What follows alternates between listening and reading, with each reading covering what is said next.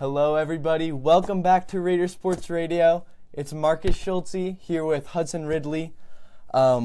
Today is our NBA podcast for the week. We're going to be going over All-Star Weekend as well as some current NBA standings and where the Denver Nuggets are heading in the next few days. Let's just get right into it, Hudson. All-Star Weekend. I mean, absolutely crazy. Format, I love the format. I don't understand how the point total is set, but you know what? As long as it's that exciting, I don't care how they set the point total.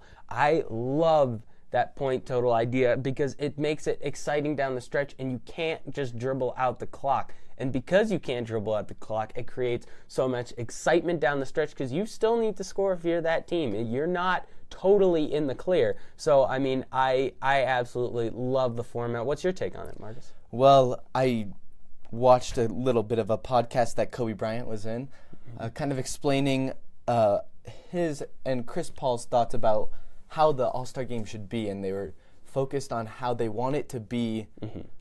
While still entertaining, they want it to be competitive. And, I mean, this new format completed that goal perfectly.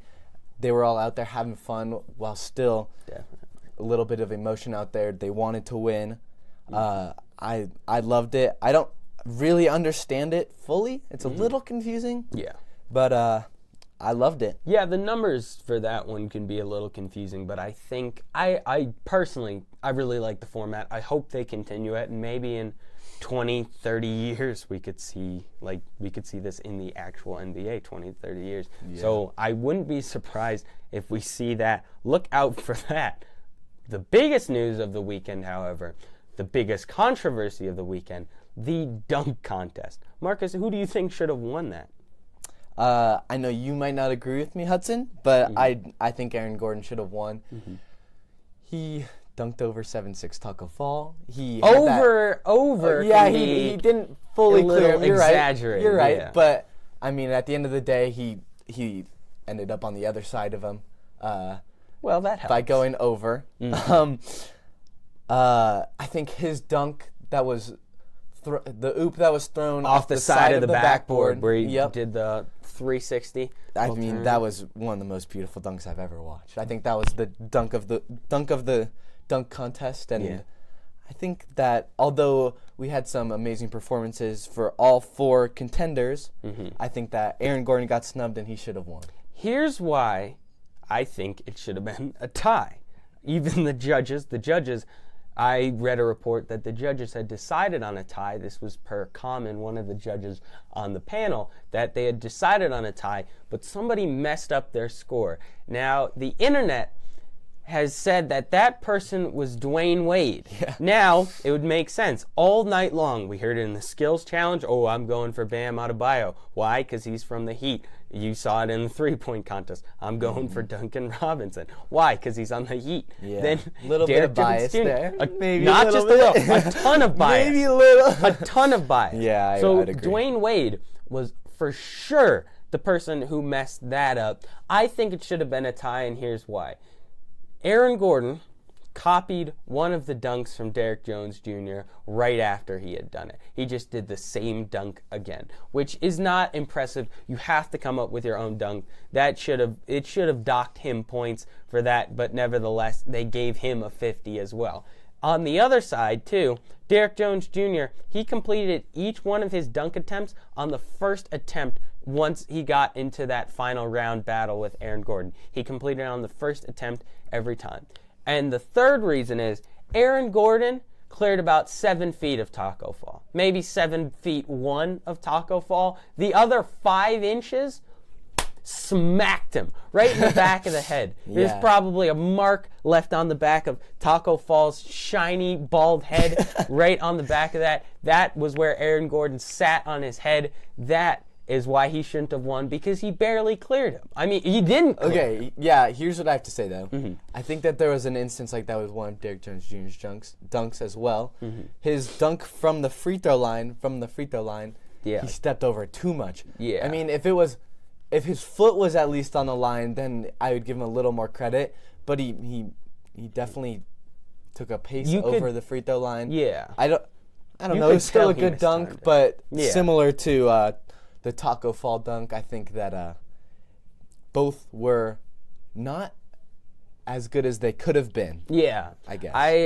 I think, especially they're tired, I think Derek Jones Jr. could have definitely dunked from behind the free throw line. He took an extra unnecessary step, and you could see it on his face, too. Mm-hmm. Once he landed, he went behind the basket, and you could see it on his face. Like, he was not... a little upset. He was upset. He was not happy with it. So I think that both of them were a little disappointed in their final dunks, but nevertheless, in my opinion, I know you think Aaron Gordon should have won. It should have been a tie. Same thing with Zach LaVine and Aaron Gordon back in, 2016, 2017? 2 years ago. Yeah, 2 years ago, 2017.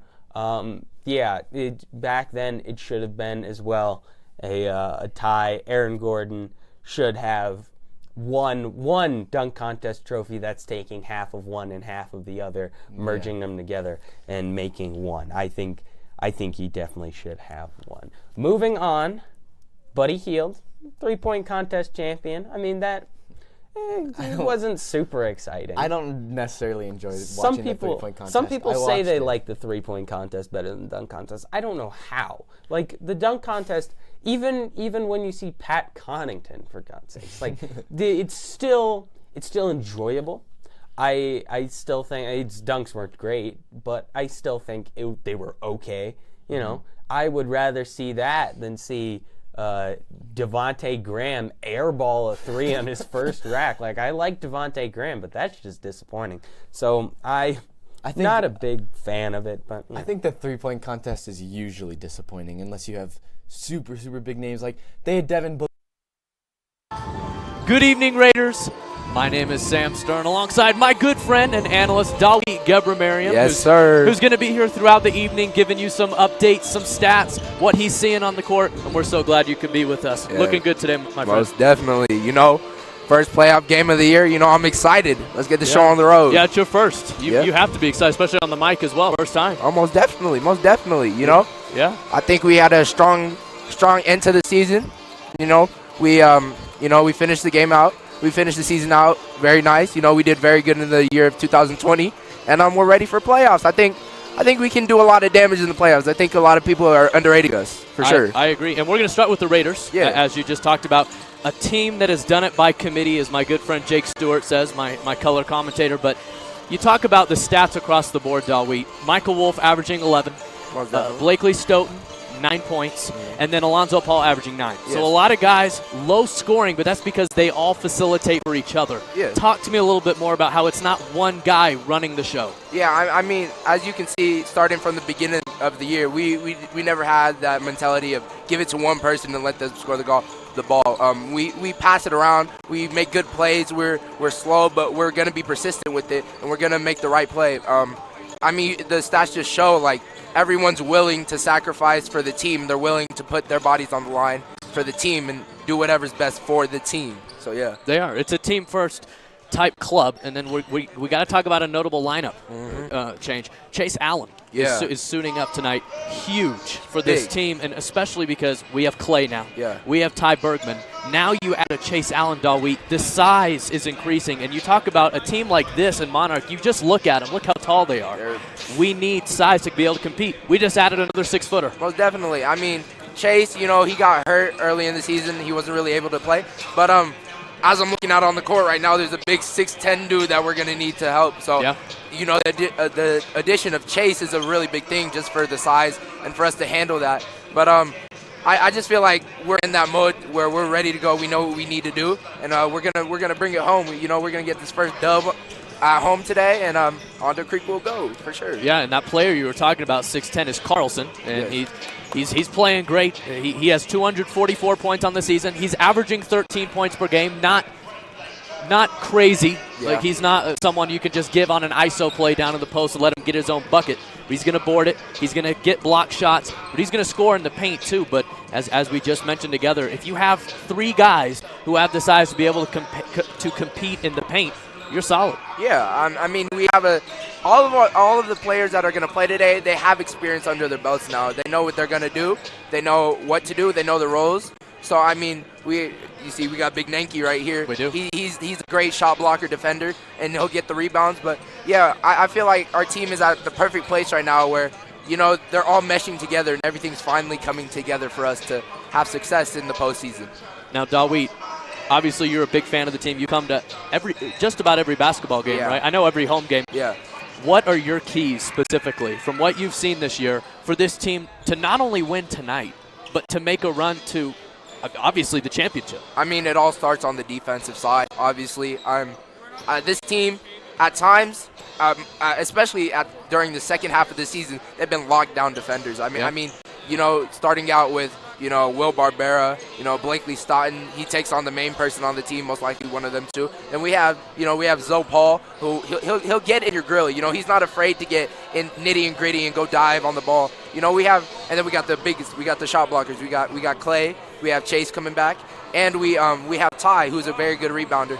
But then also the other thing that I want to focus on is our shooting, because that should be our strong point. If we don't have our shooting, we don't go anywhere. You know, we take a lot of threes. We have Kyle who'll take threes. We have Zoe, Michael, Blakely, all of them. That's their role. You know, Michael he's a sharpshooter. Yeah. So if we're able to get those two things going, I mean, the rest should come easy for us for sure. I'm telling you, it is a pleasure to have Dawit on, Mike. And you're going to hear from him throughout the night. He's our analyst for the night. He's going to be our halftime. He's going to be doing some post-game, too. He's going to be really analyzing the game for all of us. And we're so glad you could be with us tonight. Yes, sir.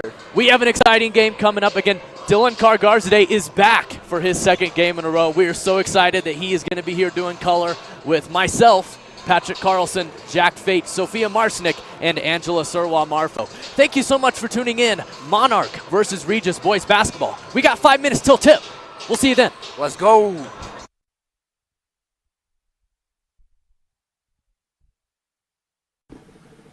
Good morning, Regis Jesuit. I'm Will Cassidy. And I'm Cole Monroe. This week on RJTV, we look into service immersion trip opportunities in a new segment called the Modest Minute.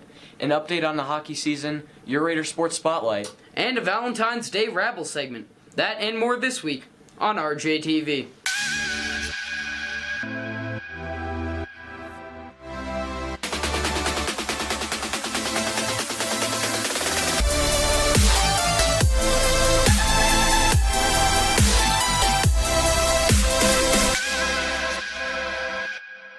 Here at Regis Jesuit, we offer tons of opportunities to go into the world and serve others.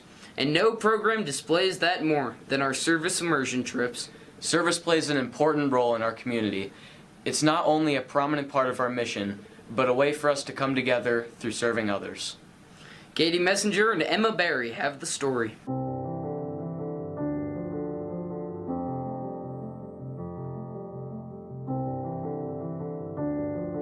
Just amazing to see how oftentimes we take such unimportant and small material things for granted. I think my favorite part of Alaska was being able to participate in the first co-ed immersion trip.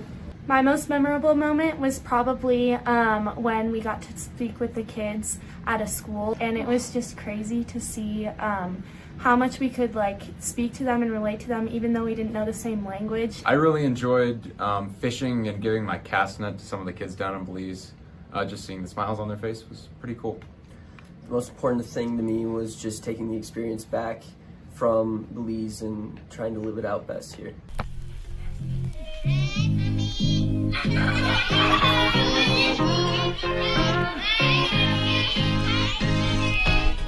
Thanks, Katie and Emma. Sign-ups for immersion trips open today.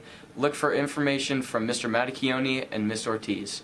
Now it's time for the Raider Sports Spotlight with Kylie Pendleton and Cami Evangelista. What's up, Raiders? I'm Kylie. And I'm Cami, here with this week's Sports Spotlight. There was a lot going on these past couple of weeks, but especially for your boys hockey team. That's right. Coach Woodley reached 250 wins in his longtime coaching here at Regis Jesuit. Olivia Giardino and Caitlin Marshall sat down with him, as well as four-year varsity player Nolan Sargent, about their hockey experience. Check it out. Somebody found out that I used to play hockey and invited me to come and coach, and I don't know what came over me, but I decided to say yes. I enjoy the guys, you know, the team. One of the things that I realized when I started coaching again that I missed was the environment. The feeling of being on a team is the best part of hockey, and that's win or lose. I took on a big role of being the only one to be on the team for more than 3 years. I know the traditions and I know kind of how the team plays and how it should play. I believe that's what I'm going to leave on the team. It's just a guy that kids could look up to, whether you're a freshman, sophomore, junior, even a senior, or someone that they could always go to help with hockey or anything else in their life. Just along or just playing to, hey, you know what, we're strong, we're tough, we're good. Kids can look to and be like, yeah, that's what Regis Jesuit hockey is. The biggest part is looking on to the next game. Not a lot of kids get that opportunity to play for 4 years for their varsity sport, and it's just really special to be that player and then have an impact. Just a big thank you. He's done a lot for me, whether it is supporting me through everything or getting me invites to junior camps. He's been there for me, and he's always been my number one supporter. I try to promote an environment where you build people up. It's an interesting question because I don't ever focus on wins and losses as a coach. I talk to the boys about getting better each game and building our team, and win or lose, we need to come out of this locker room a better team. Thanks, Olivia and Caitlin. Hockey plays tonight at Stanley Lake at 7 p.m. Another successful season has come from our girls swim and dive team. 32 members competed yesterday as well as today in their state events. Ava Legge gives us an introduction to the team.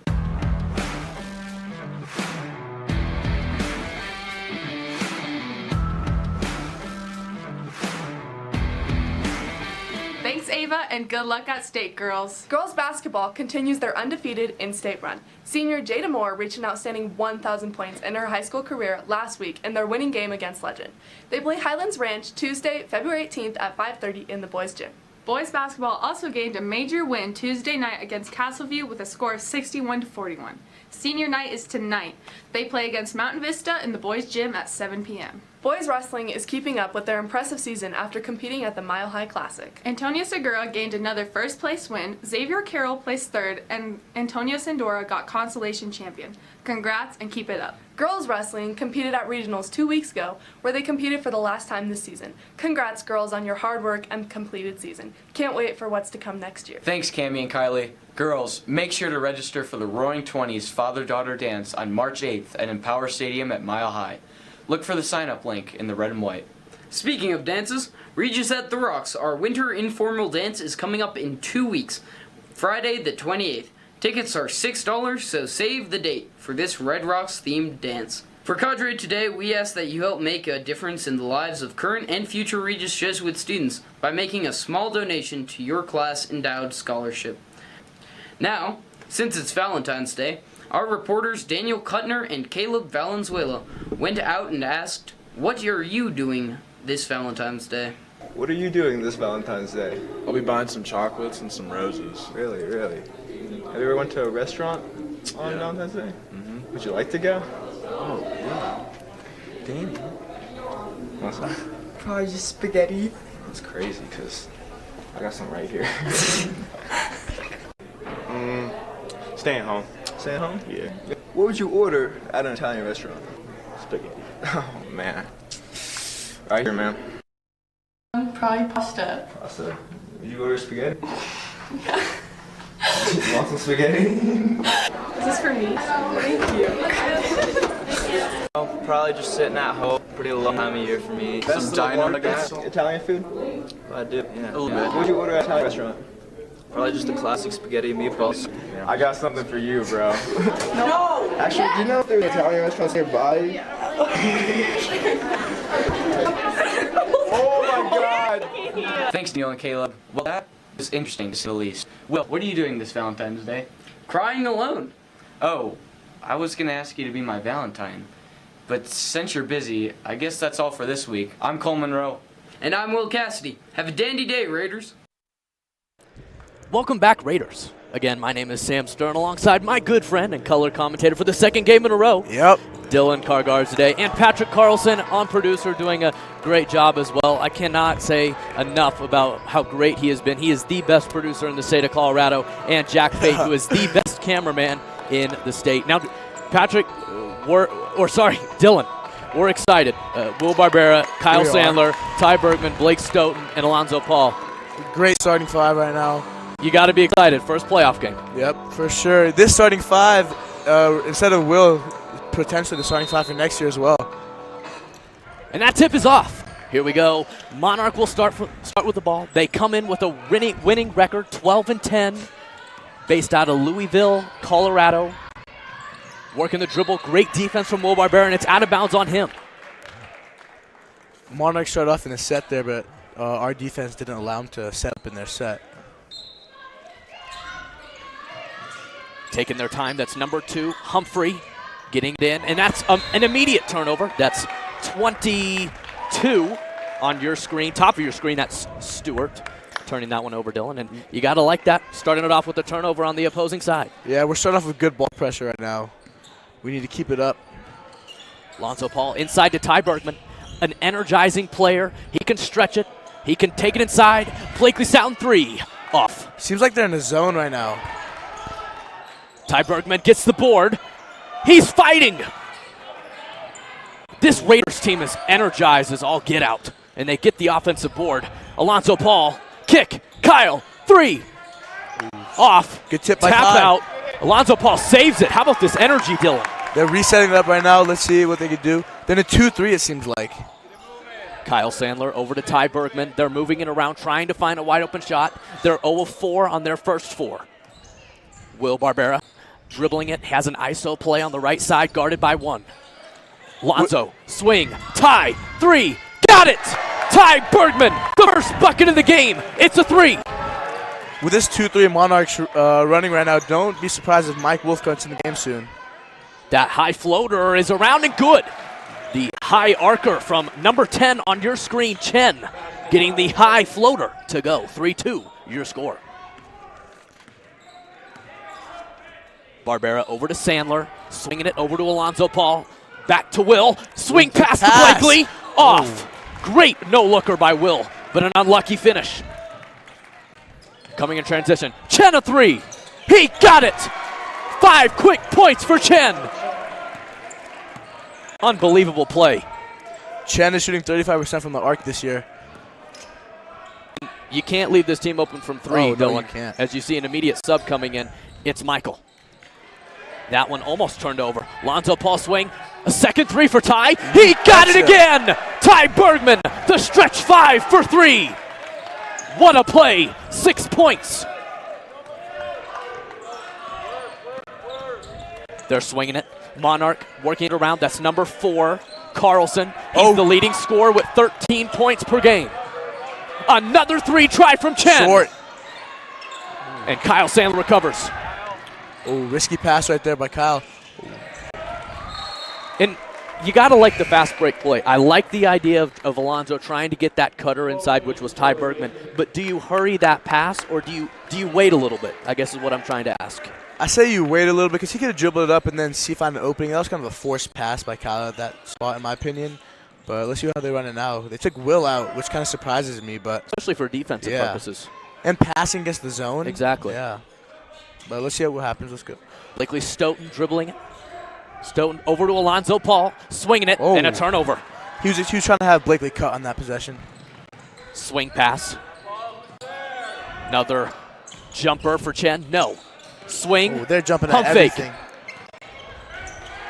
This Raiders team playing well. Number 10 Chen is just looking for shots right now. Yes, you can tell he's a shooting threat. He's running around calling for the ball. Let's see how Raiders play it. Gerhardt a 3. Off. And Ty Bergman saves it. Gerhardt, number 55, who just shot that one. Tallest player on the team coming in at 6'10". He's averaging 7 points per game. He'll be a challenge on the boards and in the post. Definitely. Kyle Sandler, swing pass. Trying to go to Alonzo, but Blakely able to save it. Ty 3 threes. Off. Kyle Sandler trying to work for it, but can't recover it. And that is Gerhardt with the board. We need to try to keep 55 out of the post. Chen off. Chen is not bashful, Dylan. He will take a lot of threes, as you can see. Sandler had the mid-range, but takes his time. Wolf, post fade. Got it. So reliable Michael Wolf has been. He is averaging, as I mentioned prior, 11 points. He's the leading scorer for this team. But as I was talking to Dawid about, that 11 points is low. They really win by committee. Inside, Gerhardt, strong post. See, that's what you don't want. You don't want to get 55, getting the ball in the middle and attacking to the basket. He's just 6'10", and we got, how tall is Ty? 6'6"? He's about 6'6", 6'7". Yeah. But I guess that's going to lead me to my next question. I was about to ask it. How do you handle that situation when you have a player 6'10", 6'11", obviously really tall? Do you double off the bat, or do you kind of wait a little bit to see what he can do? It depends where you're playing him. If he's trying to catch the ball in the post, you want to front him and not let him catch the ball. But if he catches it in the post, you want to have another player come and double him so he has nowhere to score, potentially kicking out and rotate from there on out. That's what you want. And there's a quick timeout for Monarch, and he makes 1 out of 2 free throws. Two out of 2. As Will O'Reilly checks back in the game immediately. And, I was talking beforehand with Chase Allen, who I mentioned earlier in the pregame, is suiting up for the Raiders. And another question, Dylan, going back to Gerhardt, who's obviously the tallest player on the team, coming in at 6'10".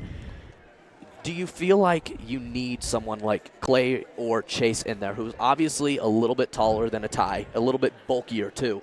Do you need someone like that to be in the game against him? It depends how we're playing on offense. If we're beating him because of that one mismatch in size, we're faster and quicker, then I don't think we need somebody on the defensive end. But if we're struggling on defense, we need one of those taller players like Chase and Chase Allen and Clay Naked to come and guard number 55. So we just how the game's playing out. Because it's about speed on the other end as well. Because obviously if you have 2 big men on the floor, your speed's obviously going to go down.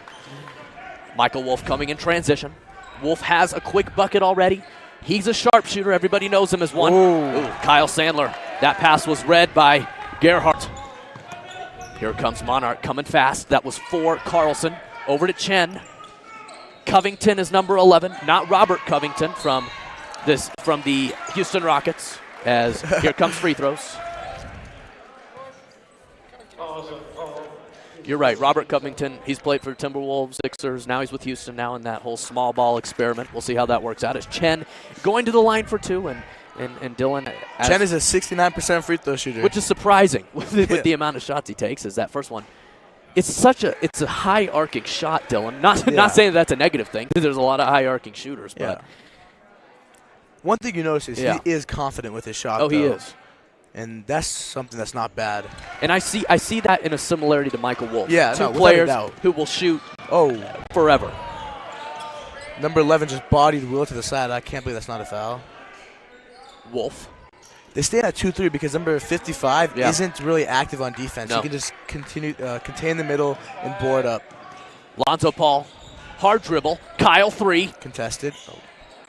Just an okay shot there, and it's off. But here comes Monarch in transition. They're up 1, 9-8 with 2:47 left to go as Ty Bergman is about to check in. Carlson takes his first 3. He got it! Got it. Carlson from the left side strokes his first. He's the leading scorer once again, 13 a game.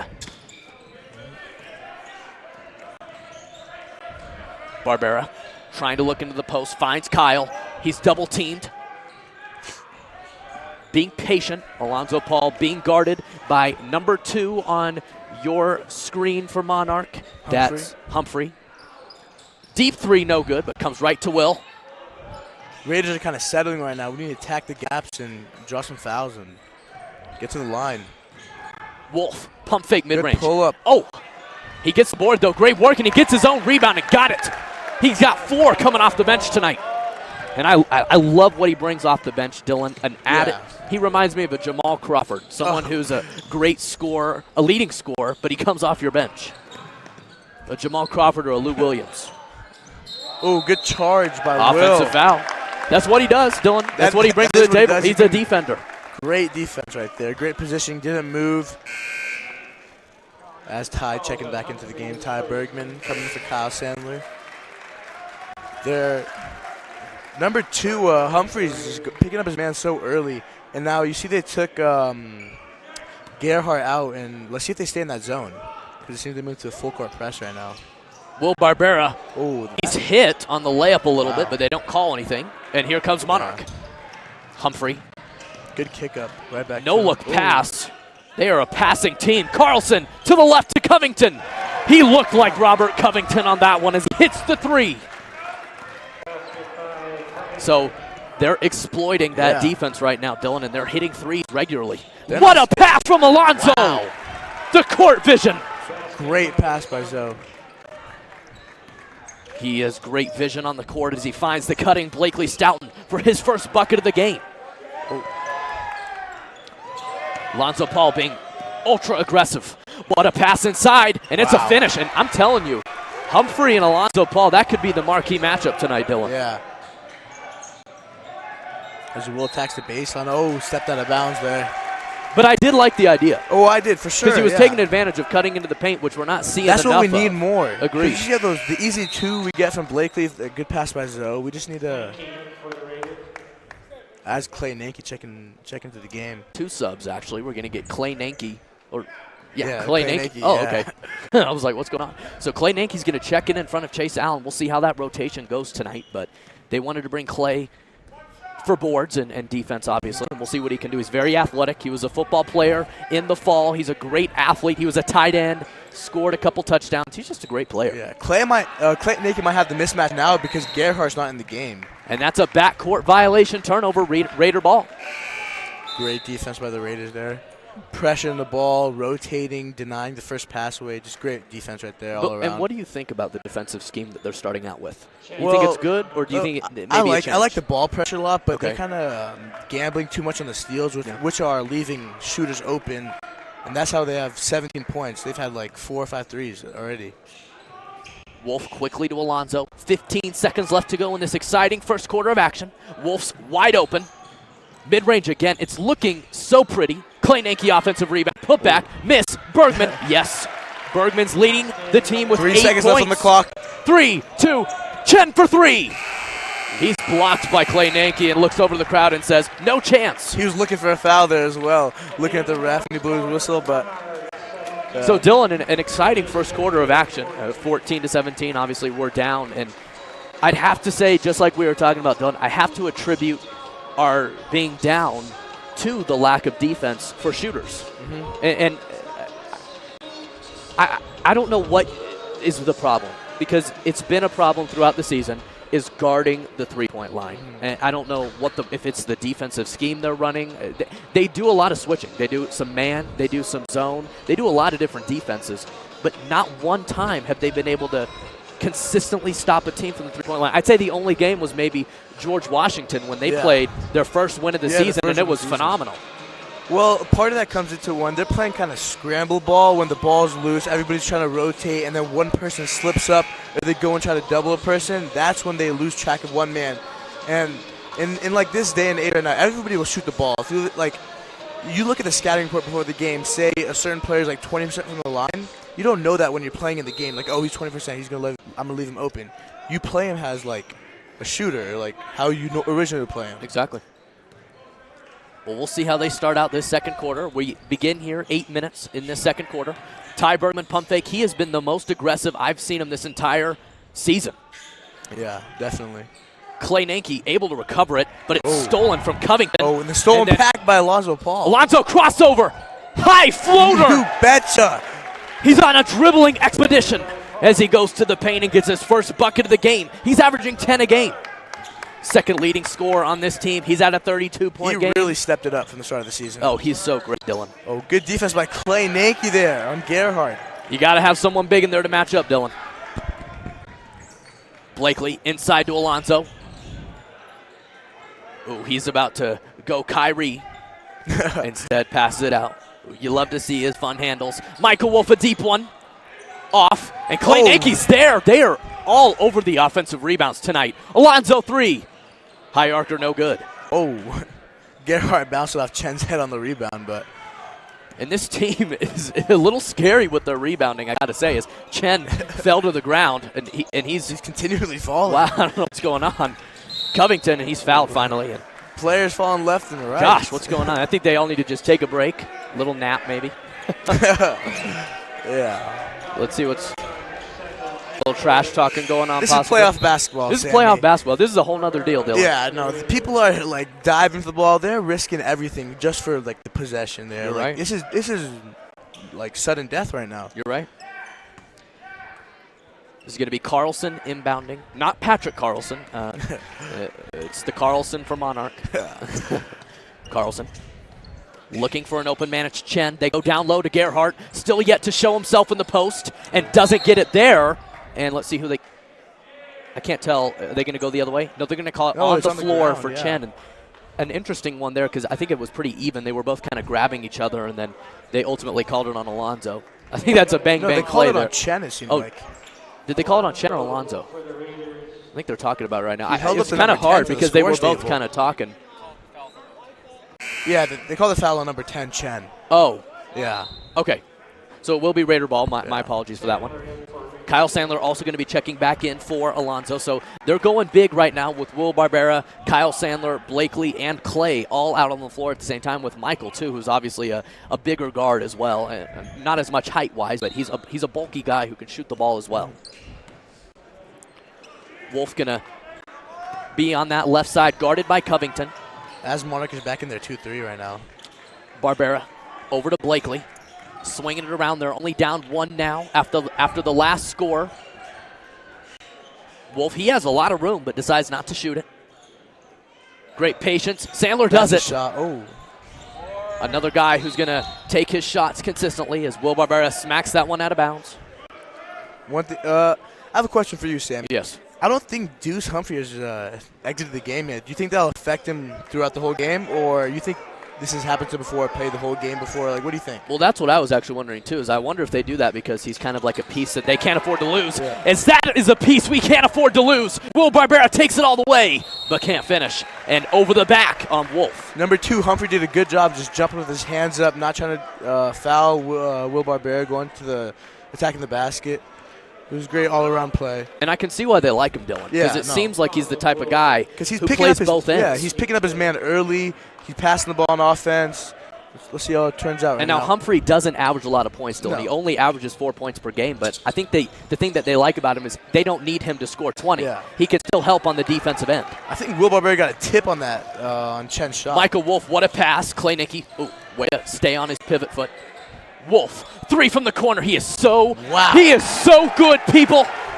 As he's talking smack up the court, hits his first 3 of the game. One of what will be hopefully many.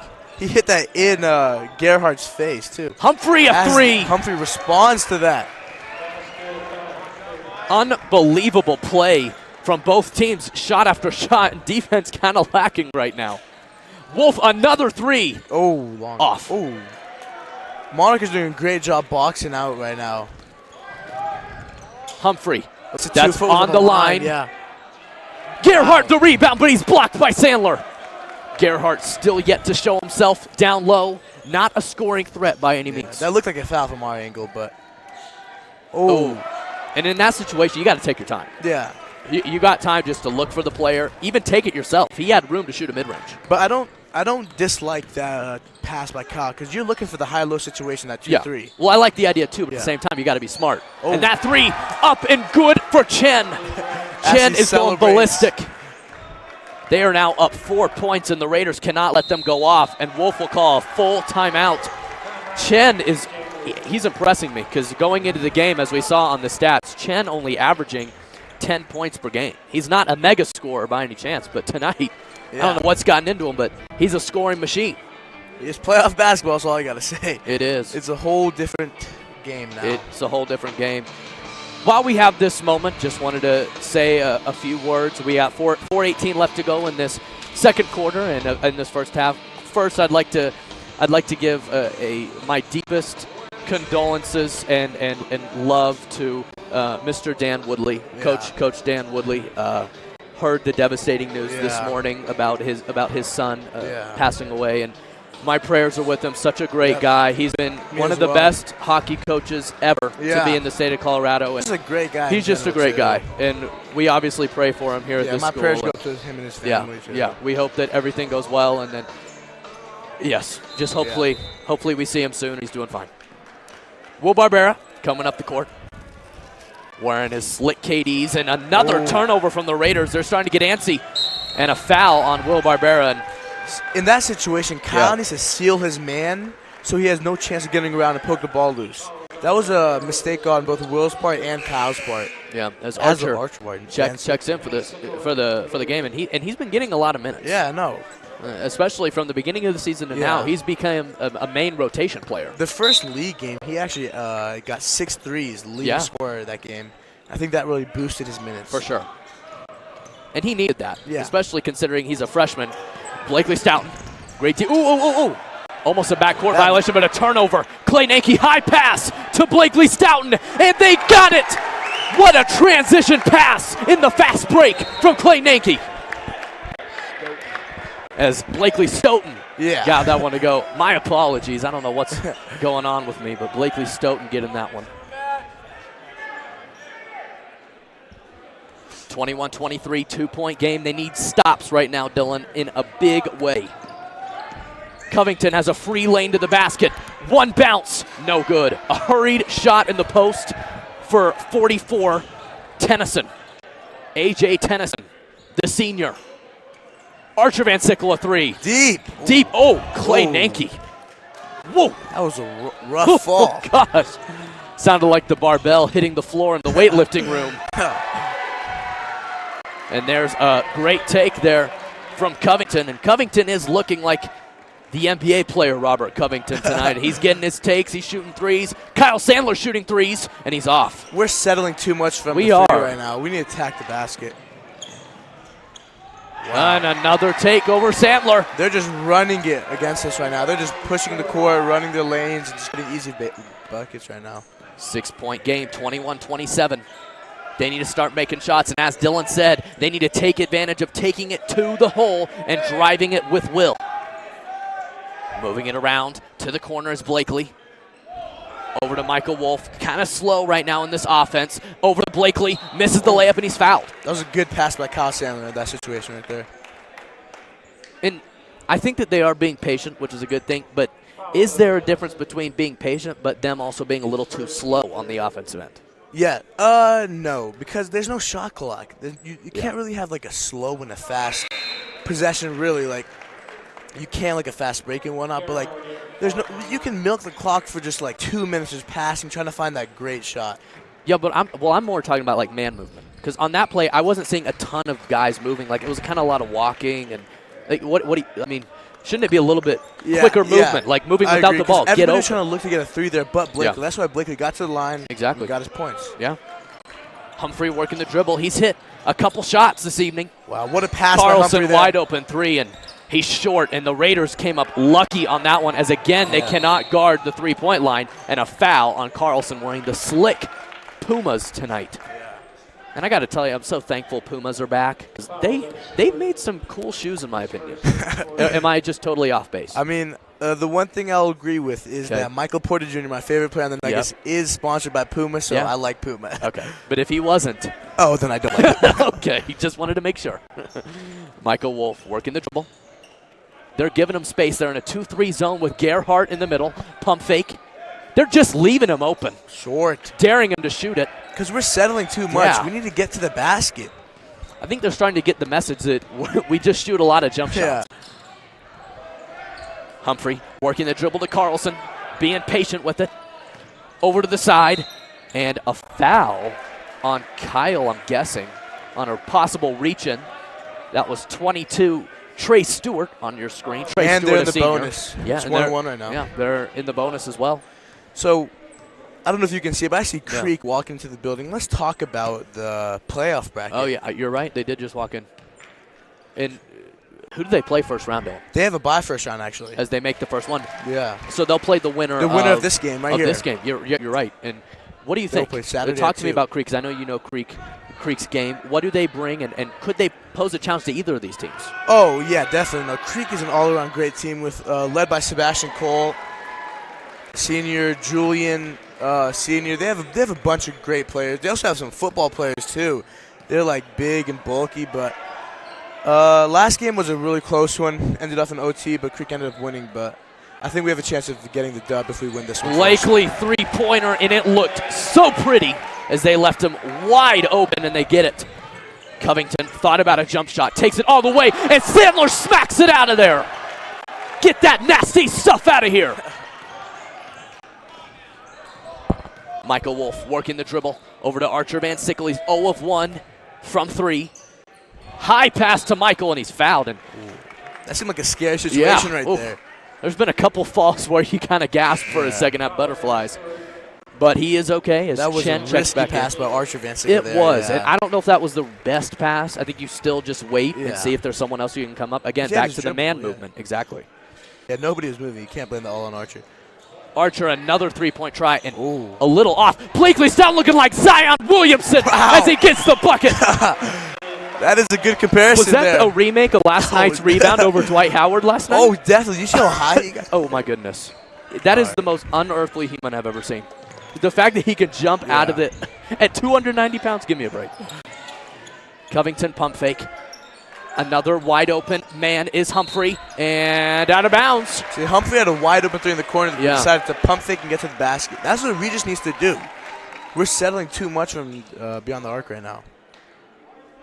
I guess you can say, though, that there's a positive and negative. Positive, they're at least aggressive and taking shots, but in the negative, maybe taking a little too many three-point shots. It's been 16 minutes, and Deuce Humphrey has not exited the game yet. Yeah.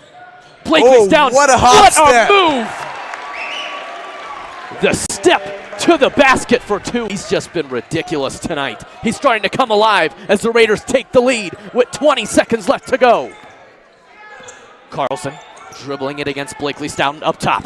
He's a fun player to watch. Carlson almost a travel with the left. Wow. No good. Good defense there. 10 seconds left to go for the Raiders. 8, 7 to Michael. 4, 5. Kleinake, yes. You betcha. 2, 1. Humphrey from half. Oh my goodness, this place would have went silent. But the Raiders come back and finish off amazing. Dylan, what did you see that flipped the switch? Well, on offense, they got to the basket a little bit more. They got to the free throw line, in my opinion. Just started hitting shots in general too. They need to make the open shots that they can make their own shot.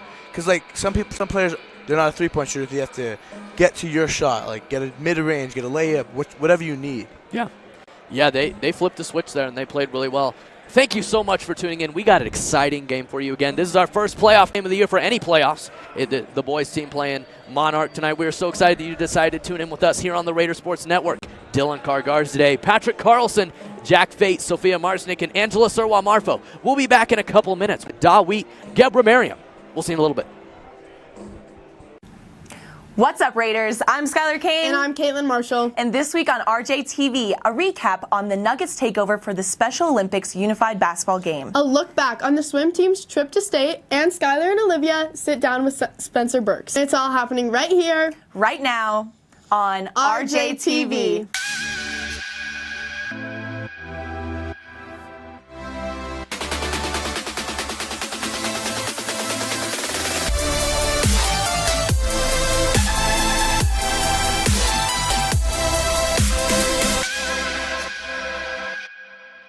First up, sports. Varsity wrestling, Antonio Sedora, Xavier Carroll, and Antonio Segura are competing at state right now at the Pepsi Center. Championship matches are today and tomorrow. Our reporters Armando Maldonado and Zion Taylor are there covering it live on Instagram. Good luck, boys. Girls basketball plays again tonight at 7 in the GD Gym. It's a senior night, so be there and support your athletes. During halftime, Palms will also be celebrating their senior night. Congratulations. Boys basketball plays tonight at 7 at Ponderosa for their last game of the regular season. Be there. Raiders on the board once again.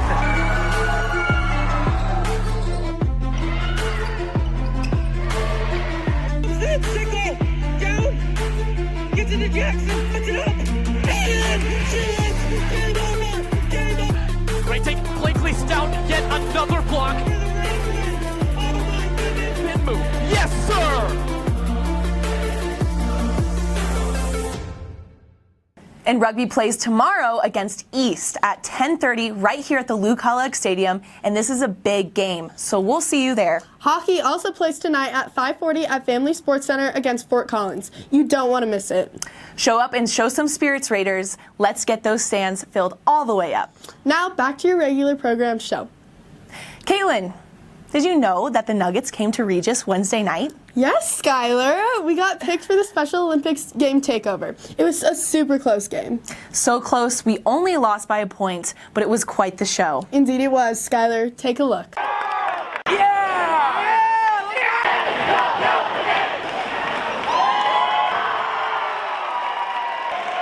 This Wednesday, the Denver Nuggets came and took over a unified basketball game.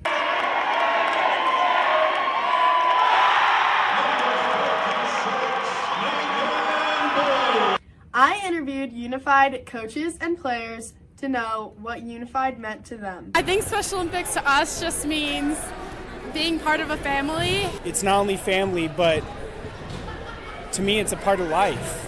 To play basketball, to play any sport on unified is a part of life. It means a lot.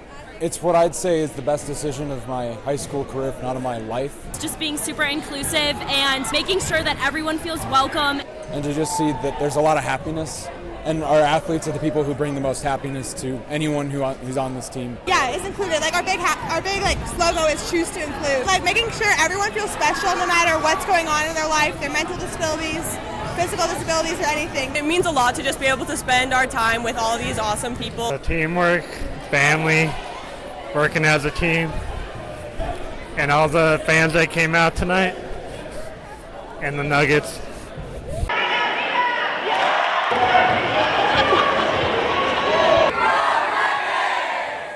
Thanks, Caitlin. Up next, you know them as the girls who showed up to school with pink hair. That's right, the swim team.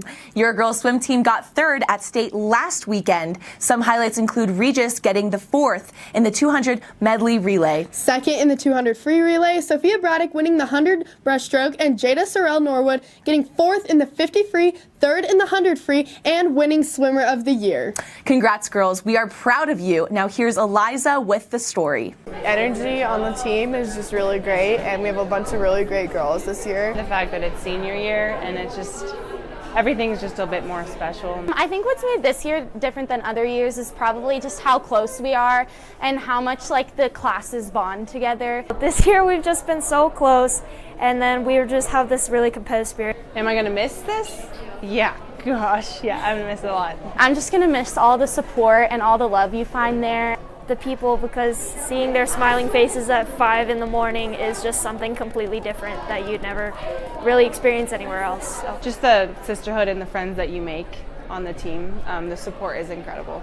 I love all these girls so much, and it's going to be really hard to not be with them. This team has been my second family for the last 4 years, and it's going to continue to be my family. It's all the time spent together. Just how much fun we have in and out of the water, and how I just see people in the hallways and we get so excited if we have a meet day. This is Eliza West with RJTV. Thanks, Eliza. And now you get to watch Skylar some more. Yeah, I love being on camera. I know you do. Here's Olivia Giardino and your very own Skylar Kane with Spencer Burks. Go ahead. In 5, 4, 3. Really, Skylar? You can't even remember to put up a number 3? Yeah, say it like that. Really? Oh. 2. iCarly. I'm Olivia Giardino, and this is Skylar Kane. As you know, that's Spencer Burks. Please, yep. Man behind the banana. How old is Santa Claus? 29. Wow, that's generous of you. Fast as you can. What is your favorite Donner? Donner? What's your favorite dinosaur? Or like the one on the computer, like when you're editing it down, he just goes. You can play a game with it. Where did the cactus come from? Antarctica. Down south. North Pole. Like Texas area. Yeah. We're all repping out here, Yeah. except Liv. She's not going to college, so. Yes, I Fast as you can. How many licks does it take to get to the center of a Tootsie Pop? 2,459. I was gonna say 1,246,854. Fast as you can. How many times have you produced RJTV? Oh gosh, 0. like 120 times at least. 1.5. Oh. Then you know. What are elephants made of? Plastic. Cows. I think that's all of them. Back to you in the studio, Skylar and Caitlin. Next up, as your very own student council representatives, we have an announcement. That's right. The school dance is Friday, February 28th. This dance is casual. It will be right after the girls' basketball playoff game. And this game is going to be in the GD gym as a whiteout. Immediately following the game, the students will head over to the Boys Division gym for the dance. The dance will be $6. One of those dollars will be donated to Christ in the City. You can purchase your tickets next week, Wednesday through Friday, in the PAC during lunch or at the door. To avoid the line, we are encouraging you to buy your ticket during the week. We'll see you at the Rocks. Ha, get it? Because it's Regis at the Rocks? Red Rocks, Colorado things. No, Caitlin, you're not funny. And on that note, that's all we have for this week. I'm Skylar Kane. And I'm Caitlin Marshall. Peace. Welcome back, Raiders. Again, Sam Stern, Dylan Cargarzade, Patrick Carlson, and Jack Fate, your crew this evening. Dylan. Second time tonight. Dylan, what a great start to the game, and then what a great end to that second quarter as well. Obviously, that beginning of the second quarter, I'd say, was a little lackadaisical for both teams. I thought both teams were a little lazy on defense, and especially the Raiders. I thought their defense on the three-point line, as I mentioned, wasn't great. I thought the way they ended that second quarter, if they replicate that for an entire second half, we're winning this game. We're going to Cedar Creek next round. Definitely, but they got to keep it up, though. So I recently did a paper about unconsciousness. That's basically meaning being aware of, and they need to, it talks about how timeouts, huddles, and all these breaks, they might not be good for you because, you might overthink the situation. If you're just playing, you just play. They were hot. If they kept playing, we're up by 40, definitely. We'd be up by 30 if they kept playing, throughout that whole, at the start of the second half, if we played at the end of the second half, if we played like that from the start, we'd be up by more than 3, in my opinion, right now. And I got to say, Dylan, I thought a big key to taking a lead in this game was Ty Bergman's energy. I thought the way he came out to start, hitting those 2 threes, getting on the offensive board, I loved his defense against the way taller Gerhardt, who was really held in check, especially down low where he should be the best. Yeah, well, the defense really stepped it up when, honestly, Clay Nakey came in and started locking down the 2 big men. It was number 55, Gerhardt, and I think number 44, I'm not so sure about his number, or as the whole Creek team walks in now. They're scouting. Yeah, I would be here from the start. Yeah, if I were them, a little late. I don't know if they got the wrong check time. Maybe they thought it started at 7. Oh. It is 6:40. Yeah. Here we go with Carlson starting this one off to Chen. And Ty Bergman's there right on cue, Dylan. You see, he fronted him there. Didn't only get the ball, and he got the steal. Barbera. Then they're 2-3 again. To Alonzo Paul, working the dribble, looking for an open man. It's Blakely Stoughton up top. Stoughton. Good correction. Thank you. Stoughton to Sandler. Wide open 3 try. Got it. He got it in there. Make it a 6-point lead. 35-29. Oh, offensive foul on Humphrey. Second charge for Will Barbera tonight. He is such a fun player to watch when he's on his game, Dylan. Speaking of Will Barbera. And to play with. Speaking of Will Barbera, in psychology class today, he said his mental goal was dropping 22 points tonight. Well, he still has time. He still has time. Let's see his aggression go up. Barbera swings it to Blakely. Not wanting to take the 3, but will if need be. Ty Bergman pump fake, almost out of bounds. Oh, and they do call him out of bounds. I don't know about that one because obviously I know that he could have gotten there, Dylan, but he did have 3 guys collapse on him. I think in that case, you swing it immediately. Keep swinging the ball, and you'll get the open man. It's going to happen. Yeah, it will. As Raiders are playing defense, let's see how they play it now because they're do you think they're continuing their ball pressure, or do you think they're changing up from the start of the game? It looks the same. Because it looks like they're not getting as many wide open shots as we were as Blakely gets the steal. Coast to coast. Euro step. Oh, he gets his own board. Still working. And saves it to Ty Bergman. Talk about hustle. I saw about 3 fouls there. I did too, but we'll take the ball back. As the student section starting to fill up. It is, yeah. Alonzo Paul working the dribble. Over to Kyle Sandler. A second 3. Short. Oh, that's Ty Bergman. He is playing so good. Good pass by. Oh, Barbera. So pretty. Oh, so pretty. The mid-range. That was a great shot by Will, the one dribble, but he didn't need that extra dribble. He could have caught it and still shoot it, but great shot, though. Whoever tells me that the mid-range is worse than the three-pointer is totally false. Points are points. I think the three-pointer is better, but that's just well, fun for me. Dylan, you and I are three-point shooters, okay? That's why. When we're playing threes with Will Barbera, we're exclusively shooting the ball from deep, okay? Yeah. As there's a foul on the floor. Oh, third foul on Ty Third, Bergman. and that's big. He's been great as you see the big man come back in, Clay Nanke. 44 on the right of your screen as Ty Bergman checks out of the game. Still has 8 tonight. Into Gerhardt, still yet to put an actual field goal on as Covington nails a 3, his 3rd of the game. Cuts it to a 5-point game. Covington's averaging 7.5 points per game. Barbera gets it knocked out of his hands by Carlson. Great recovery. Not getting frazzled. Clay Nanke cross court to Alonzo Paul. Kyle, Alonzo, pump fake. Clay doubled, over to Will, over to Blakely, wide open 3, perfect! Second of the night, second 3 from Blakely Stoughton tonight. And Blakely Stoughton smiles as he comes up the court. Covington. Travel. Ooh, yep, Oh, yep. other way. Covington not being too careful on that one as he gets the travel call. And Raiders, this is an amazing start to the third quarter. They couldn't have started it better.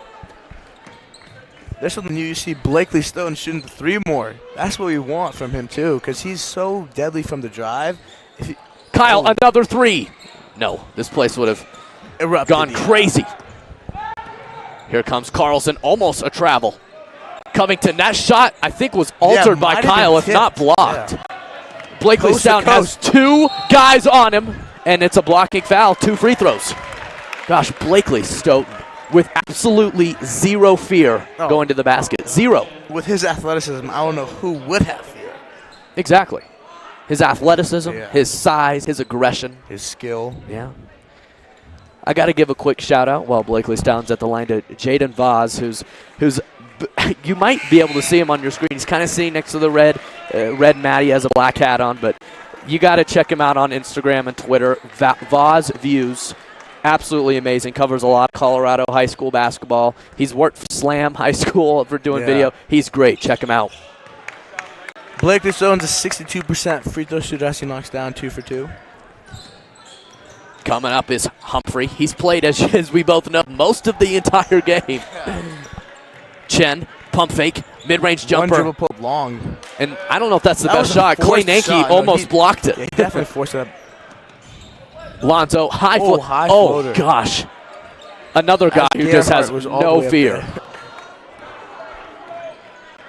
Working it is Chen. He has Gerhardt coming up the court behind him. Pass inside, and Covington finishes. That was great pretty. basketball. That was great. And timeout Monarch. And you got to love the passing from that Monarch team. That's the one thing that I've noticed that I think this Regis team needs to learn from. The amount of man movement and cutting. The cutting is all there. That's how they get so many open shots. If Regis started cutting more, they would see the type of shots they're getting from beyond the arc, wide open. Yeah. 42-34, 4:08 left to go in this exciting second half play in the third quarter. And again, Dylan Cargarzade, Patrick Carlson, and Jack Fade helping us out today. We got some exciting games for those of you just tuning in for the first time to RJ Media. We got some girls basketball coming up led by Avery Van Sickle and Jada Moore. They'll be playing this Friday. Make sure to tune in. That'll be Hudson Ridley and myself. And then hockey as well at 1:15 on Friday as well. Is that the first playoff game? It is for both teams. And look for that. It's going to be the Toby Yarrington and Caleb Balatbat-led hockey team. So we'll see what they can do. Alonzo Paul mid-range. Long. Oh, Clay Nanke fighting for it, and they're going to call an over the back. Got a little aggressive, little antsy, and he knows it. When 22 started pulling the ball down, Clay's hand was still in there, which caused the foul. But you got to love he's going to the paint. That's he's trying to be nasty. Coach isn't mad about getting. Yeah. Being aggressive, attacking the basket. As long as he's not doing repetitively. Yeah. Here comes Blakely Stoughton. Oh, we see it a dunk. No, definitely not. As Blakely Stoughton finishes. Come on, you got to at least hope and pray. No, he learned his lesson from the other game. Okay. Here comes Carlson. Being guarded by Blakely Stoughton. Gosh dang it. Third time of the game. It's okay. It'll be my last. Gerhardt, pump fake against Clay Nanke. One hard dribble. Oh, I don't know about that one. And here's the deal, Dylan. You got to go at him every single time on both ends. Because one, offensively, from what I'm seeing, he's not a threat. His post moves aren't working. As you can see, he was trying to do a one bounce into a hook every time. He doesn't have enough strength and power to do it. And then when you see him defensively, he can barely grab a rebound. And he's the tallest guy on the floor. You got to go after him on both ends. Yeah, no, with Clay's length, too, on defense, he can just put his hands up and keep his body still. Because he's not pushing Clay around. He doesn't have the strength to push Clay around, in my opinion. Gerhardt misses that second free throw. Wolf switch to Blakely. Pump fake. Strong take. And a foul as someone hit him in the face. I think that was Covington getting a little overly aggressive. My apologies. It's going to be inbound by Blakely Step to Michael Wolf. Being smart with it. He's hit a three. He's hit a couple mid-range pull-ups. He's been great. He's even got a layup in the inside. Blakely Stout crossover. Pump fake. Great pass to Clay. One bounce. Take. Good. Got it. Clay Nanke looking great off the bench tonight. The junior multi-sport athlete. Chen pump fake. Taking it himself, and he's blocked by Will. They calling a foul? Oh, yeah, no, that was a foul. He got definitely part of his left arm there, but let's see how Monarch plays the rest of the game because they haven't changed their game plan. It looked like. Let's see if they run because they're not running any sets. It seems like, in my opinion, other than the first play of the game off tip. Yeah. Chen first free throw. It's good. And I gotta say, as much as it's an unconventional jumper, it works. And he's made some shots tonight. But at the same time, do you think he's taken too many? Do you think that maybe there were some times where they needed to keep swinging it and maybe not always take a contested mid-range pull-up? No, because the time to score right now, there's 2 minutes 45 left in the third. They're down by 9. They need points. Yeah. And if they're good shots, why not take them? Well, more shots that they're comfortable taking. Yeah. If they're his shots. Yeah. Michael Wolf. Over to Clay Nanke. Not a shooting threat, but he can do just about everything else. Will Barbera. It was a good. I actually liked the idea, just off on the pass, but I think he was going for Clay Nanke on that one as kind of a cutter inside play to get the wide open layup. But either way, it will be Monarch ball, as we're going to see Kyle Sandler come back onto the floor. He started the third quarter well alongside his running mate in Ty Bergman. Chen thought about it. Pump fake to the corner for Covington, a three. He got it. Covington sneaky. He's always at that corner ready to shoot. It's only a 6-point game. Ooh, that was nearly tipped. Raiders want to blow this one wide open if possible, but they need to play stout defense. Alonzo Paul pull up just being able to be courtside and sit behind an Alonzo Paul jumper is riveting. Shooting over 6'10", Gerhardt is just riveting. What an inside pass. Wow, that was Covington. Rocket. Gerhardt to the corner for a Chen three. High arcing and down.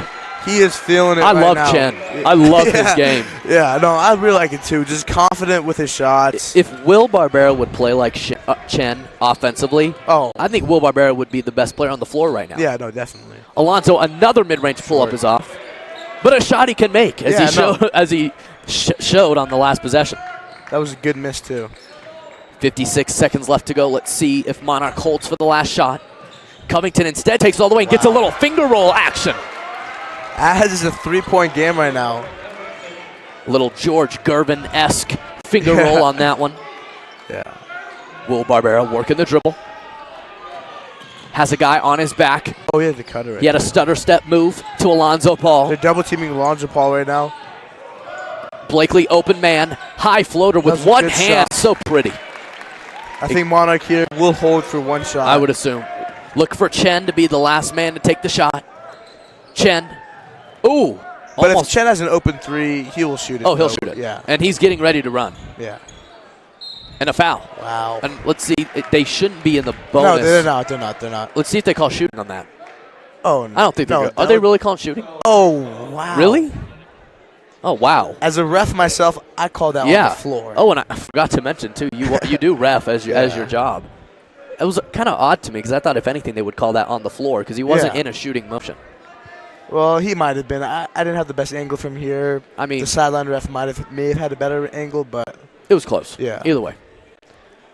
50-45, 2 free throws coming. This is, again, 22 on your screen. Trey Stewart. He's 2 of 2 from the free throw line. Make it 2 of 3 as Will Barbera checks out alongside his good friend and teammate Clay Nanke, 44. And again, Bergman and Sandler will check in for the 2 big man slots. And checking in for the first time, forgot to mention is number 5, A.J. Yost. Number 5, wearing the nice Kobe's tonight, honoring Kobe Bryant. I'm surprised we haven't seen Chase Allen enter the game yet. I am too, because he told me before the game he was going to be suiting up. And is that a mistake to not put him in the rotation tonight? No. Okay. Well, that may have been a mistake because it's the playoffs. Wolf at the buzzer. Short. Well, and I don't mean that in a negative way. Yeah. But because obviously it's working, we have the lead. But do you think that, and I brought this up to Jake during the season too, do you think in this day and age in high school basketball, going with a 2 big man lineup like a Clay Nanke and a Chase Allen at the same time, or a Ty Bergman and a Clay Nanke at the same time, does that work? Or do you think you go small with 1 big man, or sometimes Blakely playing the 5 and just running? What works? It depends what type of offense you're trying to run. If you're trying to get threes, then the offense where Blakely's your 5. But if you're trying to attack the basket, get post ups, maybe even mismatches, then the lineup 2 bigs in there. It just varies on who you play, what time and score. It just varies. You got to play it as a coach. You got to know what you think is the right lineup at what time. Well, how about a team like Cherry Creek, who's obviously a lot bigger than the one we're playing right now? Football players too. There has to be that inkling that's telling you, do you go big? Do you match up with them? Or do you run? The way I saw it, you keep 1 guy who's big enough to guard their big man. I think it's number 11. Last time he got fouled out. So after he got fouled out, we had a kind of small lineup in. And we play better as a small ball, in my opinion. Ty is our big, actually, because he can shoot. When all 5 can shoot the ball, I think that's when we play our best. I agree. Michael Wolf swinging it over to Alonzo Paul. We're starting this 4th quarter of action. Let's see if we're going to be moving on to play Cherry Creek in the next round. It's going to be huge. Michael Wolf swinging it to the corner to Alonzo Paul. Pump fake. Inside turnover. They got a foul. I would foul, but they don't. But luckily, everybody comes back in transition, and they're a great transition defense team. High float. Oh. See, that's a tough shot.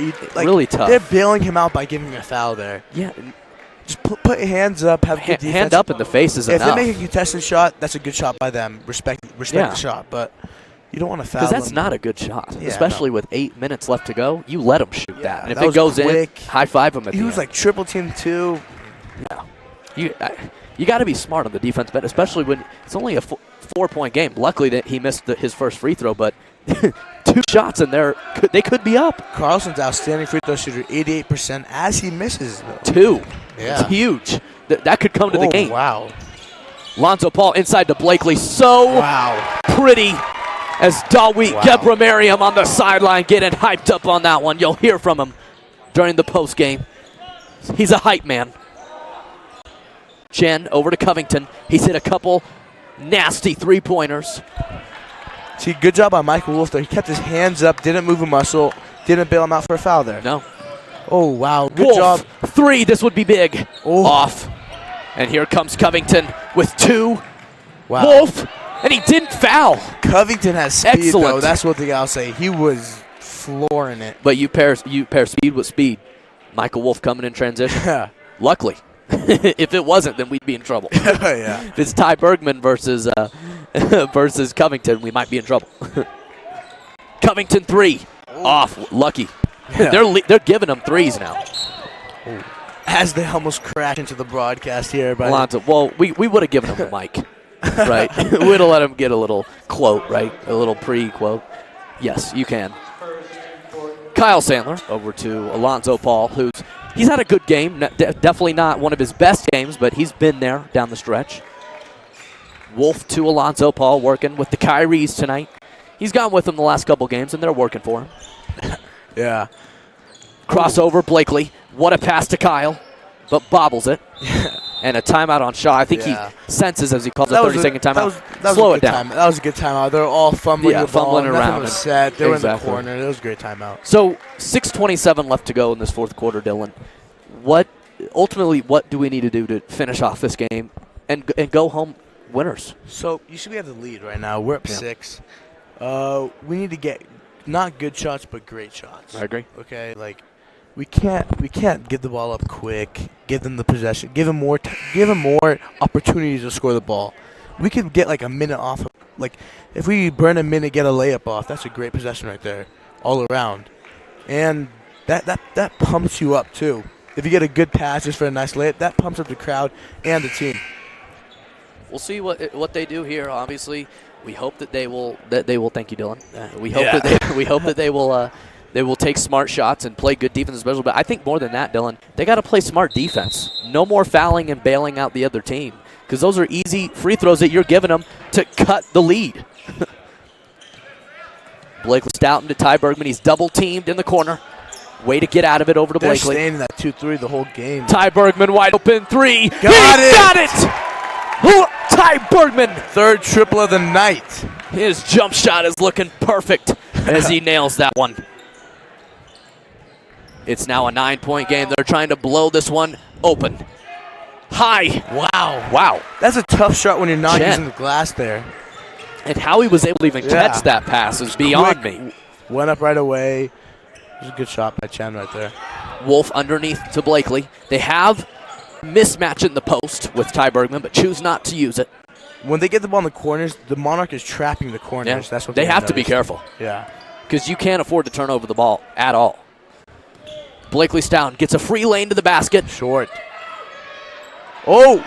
And Michael Wolf was fighting in there for the rebound. And I think he may have wanted a foul, but they didn't ultimately call anything. No. Chen, a 3 again. Chen is going ballistic. That's a great pass by Humphrey there. Knowing his personnel, knowing his own personnel, knowing who's to his left. A great shooter, Chen.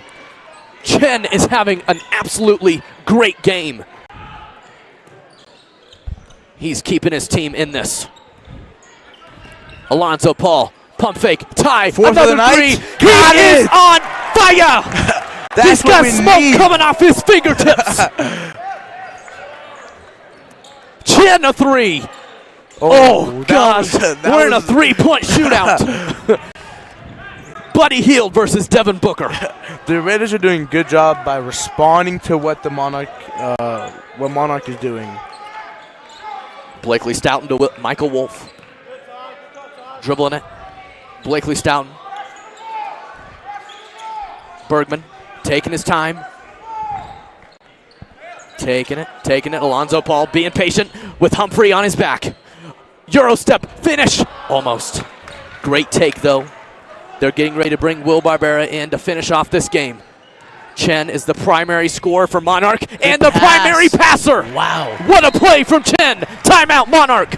Big play. Number 10, Chen, is pumped right now. He is into it. As Will Barbera checks in for Michael Wolf. And we're going to take a quick timeout here on the Raider Sports Network to catch our breaths. We'll be back with you.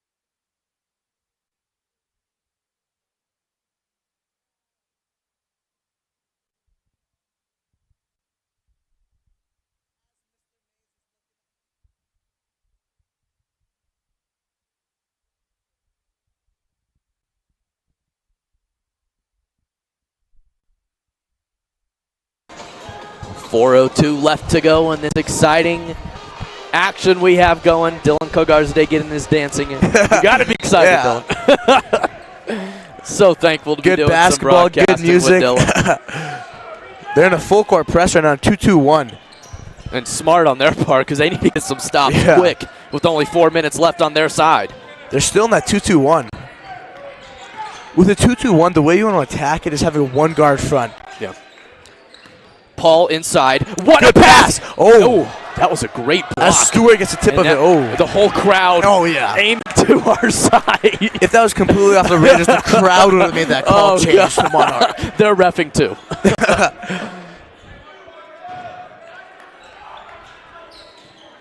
Tyler's sealing him well. Almost a 5-second count, but they get it into Blakely. There's a 2-3 right now. Bergman taking himself a pull-up mid-range. No good. I'm telling you, though, I'm loving his play. Yes, that maybe wasn't a great shot, but he's more aggressive than he has been this entire season. That is a good shot, in my opinion. Up in the air, Alonso. Watch out for Chen. He will pull up in your face. A 3 here would be very crucial for the Raiders right now. Gerhardt bobbling it in the corner, but saves it to Humphrey. Pump fake. Gerhardt pump fake. What a cut. And they Stewart get it. had a great cut there. I'm telling you, man movement. That's what they're doing. That's how they're scoring their buckets. See, they need to play this 2-2-1 with a one guard front. Blakely Stoughton looking for Kyle Sandler. Fourth mistake has an open man. Will Barbera. Pass inside. Oh, that's our ball. Oh. It was a little close. I thought that might have went off of Monarch, but Mike Wolf will come in, and Dylan, it's a 3-point game. 2:43 left to go. One thing you don't want is from your senior starting point guard to have the most turnovers on the team. I checked on the stats. He's averaging the most turnovers. We can't have that. But he's also like making up for it with his steals and assists and all that. But if he limits on the turnovers, the game would be... It'd be blown open. Yeah. Gerhardt looking to Humphrey. I think they're going to look for a 3 to tie it. Instead, they get a wide open pass. What a play! Sammy, that man movement is what's getting him buckets right now. As they switch to a 1-2-1, it seems like, actually. Here comes Michael Wolf. He's coming all the way. He turned it over. Oh, good pass by Chen. It's a 1-point game. They could take the lead here. Oh! They call a foul on Sandler, and they're going to the free throw line to possibly take the lead. Sandler doesn't seem too happy about that call. Oh, my goodness. In the blink of an eye, Dylan. Yeah. 2:04 left to go with 2 free throws, coming to an 88% free throw shooter. Yeah. He went 0 for 2 in his last outing. Let's see what he does this time. Carlson, first free throw. Up and good. Hits every part of the basket and then goes down. He has one more coming his way. A miss would be gigantic here. Carlson for the big free throw. It's up and good. Ice as he nails that one. Here comes Alonzo Paul. What do? Do they go quick or do they take their time? If they don't need to rush it, they can get a good shot, in my opinion. Wow. Almost another turnover, but these they're able to passes are a little sloppy now. Yeah, they're not taking care of it that well. And Shaw has to call 30-second timeout. Oh, Dylan. It seems like the Raiders can't get anything. Yeah. Every pass gets deflected. Every shot's going in and out. It just nothing's going their way. And Monarch is in the bonus too. It's huge. That could affect the game. No, that could definitely. Because you foul. Get a silly reaching foul. That's a 1-1 And they make their free throws. Yeah. I mean, obviously there's been a couple unlucky missed free throws, but for the most part, I mean, you look at the stat sheet from Max Preps, they're making their shots. Yeah.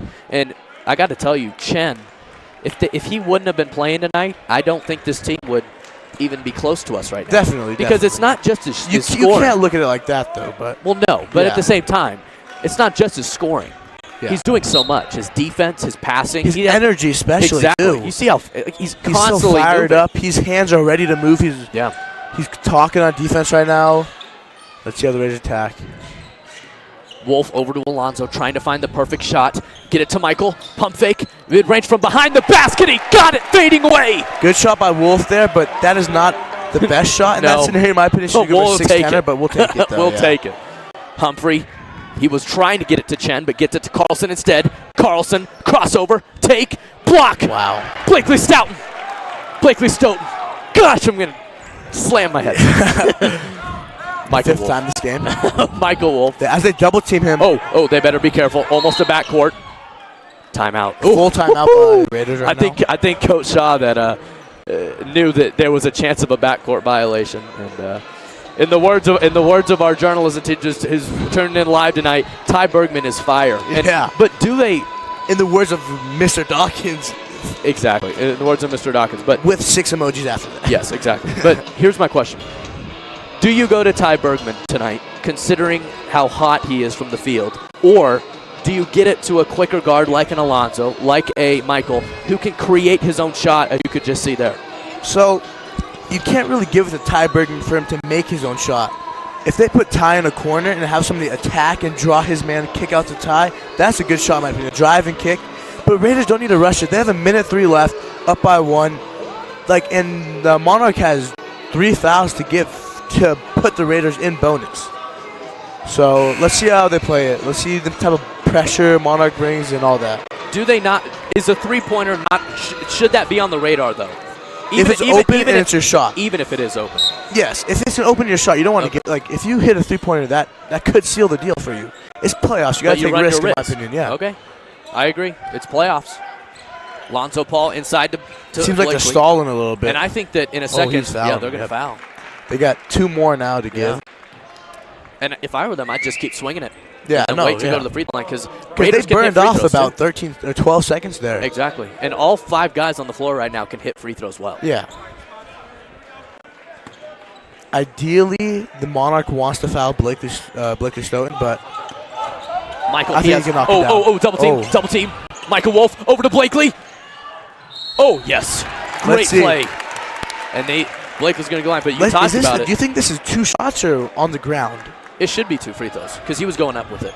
Yeah, he was definitely going up with it. That might have been on the ground. Oh, no, it's 2 shots. It's 2 shots because he was going up with it. Hit the side of the backboard. But you never know. But with these again, refs. you just mentioned it. Blakely Stoughton, the one player on the 5 that. No, but he's I have confidence in him. I have confidence in him. Blakely first free throw. Got it. Yep. I got to tell you, watching him last year compared to this year with his shot, major especially, improvement. I think he might be the most improved when it comes to a jumper. Oh, definitely. Him and Alonzo Paul for sure. He and Alonzo Paul got 2 big free throws there by Blakely Stoughton. Yeah. 3-point game.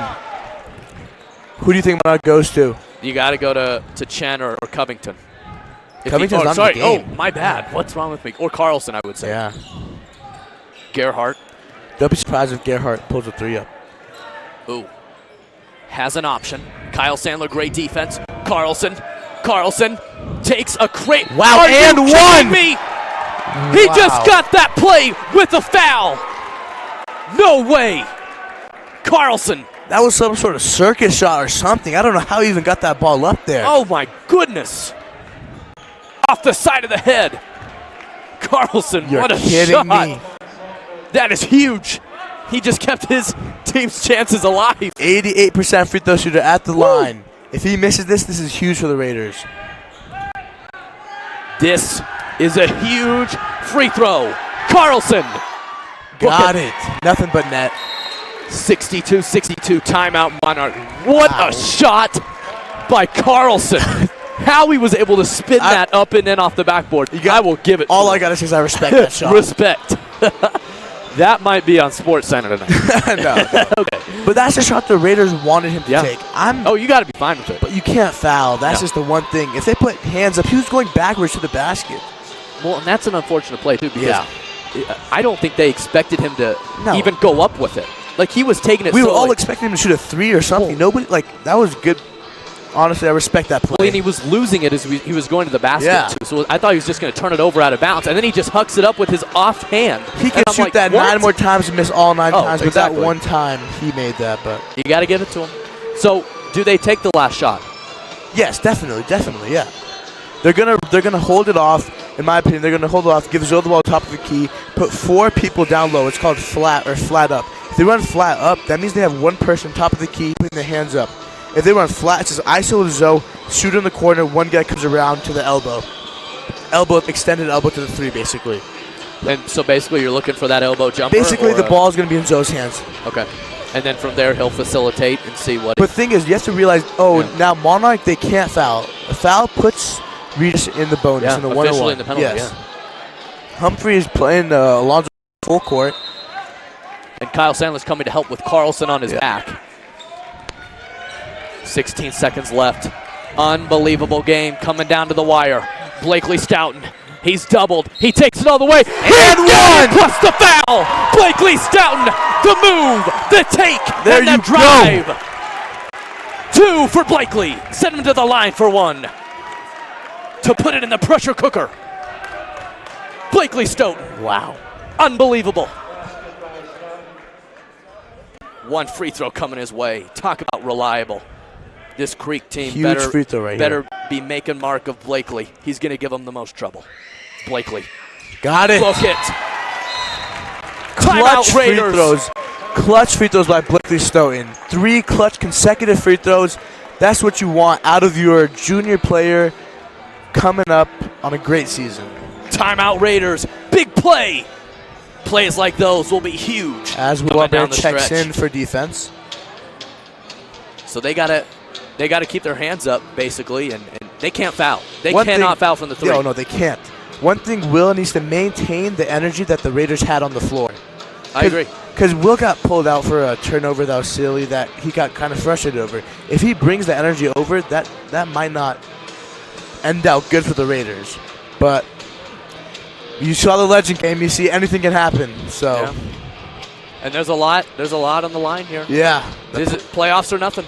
The playoffs continue or nothing. So they definitely drop a play for Chen, in my opinion, but they have to have a second or third option because Raiders are drawing up the defense to guard Chen. Yeah. So you got to bring out Covington. Yeah. I think you got to bring out Covington or Carlson because those 3 can shoot. Yeah. So you got to bring out Covington. Yep. Yeah. I'd say your first choice is Chen out. Chen for sure. Oh, and he's going to inbound. So no, they might hand it back off them. He runs down the court, but let's see how they play it. Yeah. Oh yeah, good job. They have 2 players back. Yeah, I'm guessing they're going to look back to. No, they're going to give it to Humphrey, but he's coming down the court. 5 seconds left. Have Covington. Will Barbera diving.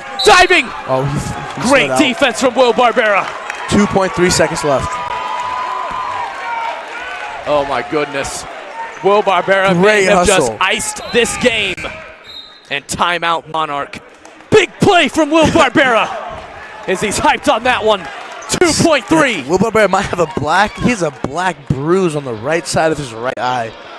I don't know if you saw that. I don't know if it was in that possession or earlier in the game, but good play by Will Barbera there. The thing is, Raiders are trying to foul though, because they're in the bonus right now. Will try to foul there. He didn't try to steal the ball. He went for the foul. Yep. But either way, foul or no foul, unbelievable. Let's see here now. 2.3 left on the clock.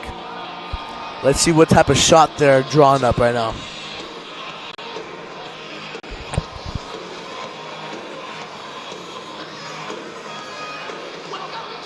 Let's see what goes on here. As we've mentioned multiple times, we have a lot of great playoff games coming your way. This is a great start to the playoff season, but we have our girls basketball team and hockey team debuting for the playoffs on Friday, so it'll be a fun one, and we're looking forward to it for sure. So we'll see how it goes. Obviously, Avery Van Sickle and Jada Moore, they want to win a championship this year. They're always one step away as Chen's right in front of our table, and seems like he's inbounding the ball. I question that move because he might be the best pass on the court. That might be the reason. But if that's the case, because if they're trying to go back to him, they don't have enough time to give it back to him, especially if he has to get all the way up to there. They're looking for half quarter if that's the case. They got to go to Covington or inside. No. Oh my gosh! Oh, what did they call? Out of bounds. He caught it out of bounds. Oh no! I'm really confused what he was thinking. Did they have any more timeouts? You could have called a timeout on that if they had any more left, but I don't know. But if they're going to have to foul. If I were Monarch, I would put some guy back. Some guy can just run to the. Yeah, if I were Blakely, I'd throw it to Coach Shaw. Oh yeah, no, they put 2.3 back on the clock because no time should have ran off. It just went straight out of bounds. Yeah, nobody hit it.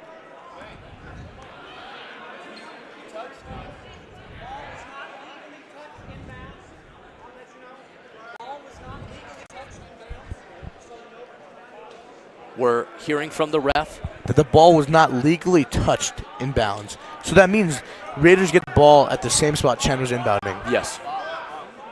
Don't be surprised if they could just throw honestly right there and have somebody touch it and call it game, but Let's see. Let's see what they do. Oh, wow. Alonzo Paul just pushes him. 2-1. Oh, with 0.8. If I were the Raiders, I'd just miss the first free throw and let it run out. Yeah. Right? But that also leaves a chance of a full court. You know, that has chance still, though. Give me a break. You've seen multiple videos on SportsCenter and whatnot. This is the perfect time to make SportsCenter, Bleacher Report, all that. Give me a break. They already did with the last play from Carlson, okay? Yeah. He only gets one highlight, okay? Not more. Don't be selfish. Don't be selfish. Will Barbera. To end Long, this one. long. Game over. Game over. The Raiders pull out a dub. Game 1 of the playoffs. That was a battle for sure. That's playoff high school basketball for you right there. What a great start to the playoffs for the Raiders. They came out tonight firing on all cylinders on both ends, but what a great game. Well played from Covington and from Chen. I have to say, Chen was phenomenal. Oh, great. All around. Unbelievable play from Chen tonight. He carried that team in that fourth quarter, in my opinion, with Covington. And he was great. He was great. Thank you so much for tuning in. We're going to have a post-game show coming to you live with Dawit Gebramariam. He's going to stay with us and hear a couple words from our analyst on the sideline. He was right next to the floor, and he'll be back with us in just a second. We'll be back with you in 2. Again, Sam Stern, Dylan Cargarzade, Patrick Carlson, and Jack Fate. We'll see you in 2. It's been a pleasure.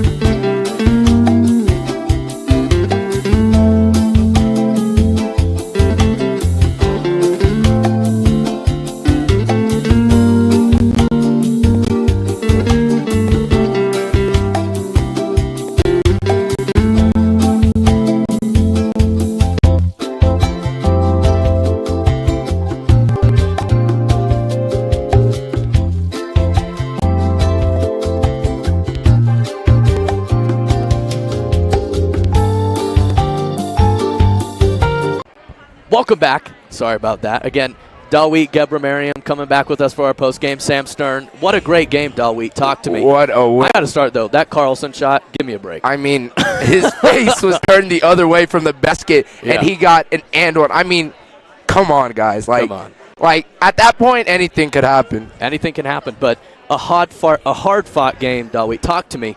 What did you see from that Raider team, especially in that fourth quarter, that sent it over the top? I mean, let's start off with, the man who got us the go-ahead bucket, Blakely Stoughton. He was great the whole game. He was solid. I've seen his hops, but, they were on a different level tonight. When he had that alley-oop layup, wow. Unbelievable. And then you got the big man, Ty Bergman, knocking down threes left and right like it's nothing. That was crazy. I'm just so happy for him because he's a very solid player, and he's been putting in work. So, just to see him succeed is great. He has. Now, obviously, next round they're going to be playing a Creek team, and they're ready. They were here watching, their game planning, but after watching this team and the way they were able to come back and play with courage, discipline on both ends, what does this Regis team need to do to be able to compete with a high-caliber Cherry Creek team?